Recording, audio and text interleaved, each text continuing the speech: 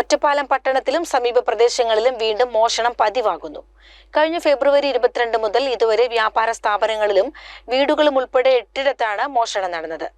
7 പൂട്ട് തകർത്താണ് മോഷണം നടത്തിയത്. കഴിഞ്ഞ ദിവസം ഒറ്റപ്പാലം പട്ടണത്തിലെ ജ്വല്ലറിയിൽ പട്ടാപ്പകലാണ് സ്വർണമാല തട്ടിയെടുത്തത്. ഇതുവരെ 47,600 രൂപയും 5 പവനോളം സ്വർണവും നഷ്ടമായെങ്കിലും ഇതുവരെ ആരെയും കണ്ടെത്താനായിട്ടില്ല. ഇതിനു പുറമെ 2 ജോഡി വെള്ളി പാദസരം, 20 ബഹ്റൈൻ ദിനാർ എന്നിവയും മോഷണം പോയിട്ടുണ്ട്.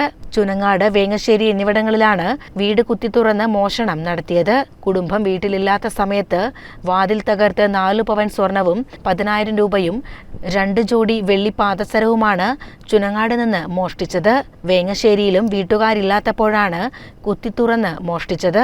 അലമാരയിൽ സൂക്ഷിച്ചിരുന്ന 5,000 രൂപയും 5,000 രൂപ വില മതിക്കുന്ന 20 ബഹ്റൈൻ ദിനാറും സുനിൽകുമാറിന്റെ കുട്ടി ഹുണ്ടികയിൽ സൂക്ഷിച്ചിരുന്ന 500ഓളം രൂപയുമാണ് നഷ്ടപ്പെട്ടത്.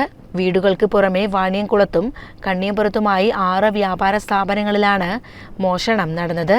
ഫെബ്രുവരിയിൽ കണ്ണിയമ്പുറത്തെ പച്ചക്കറിയും പഴവർഗ്ഗങ്ങളും വിൽക്കുന്ന കടയിൽ നിന്ന് 18,000 രൂപയാണ് മോഷണം പോയത്. കെട്ടിടത്തിന്റെ പിറകുവശത്തെ വാതിൽ കുത്തി തുറന്ന് മോഷ്ടാവ് ഉള്ളിൽ കയറി മേശയിലിരുന്ന പണമാണ് മോഷ്ടിച്ചത്.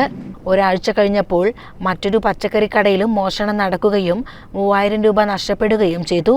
മാർച്ച് 16-ന് കണ്ണിയമ്പുറത്തെ 3 കടകളിലാണ് മോഷണം നടന്നത്.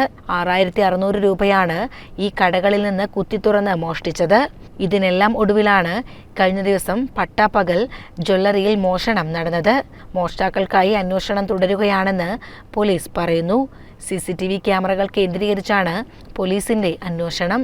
CCN ഒറ്റപ്പാലം.